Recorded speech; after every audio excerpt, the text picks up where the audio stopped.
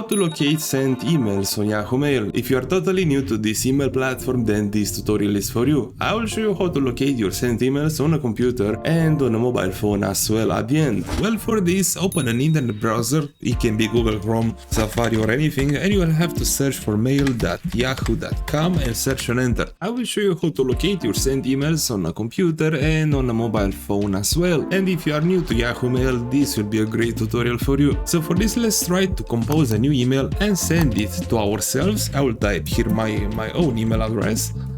Okay, and at subject, let's say send email. Okay, and now I'll press on send, and my email has been sent, but I can't locate it in the inbox folder. Instead, we'll have to press right here on send, and we can see the email that I just sent with sent email at the subject. This is the email, and inside here you can locate all your sent emails if you'll press right here. And now let's move on a mobile phone. I will open the Yahoo Mail application, and now we have to locate at the bottom inbox and two arrows. So let's press on those arrows and this menu will pop up. Now we can locate sent, and in this way I just locate my sent email at the top with sent email at the subject.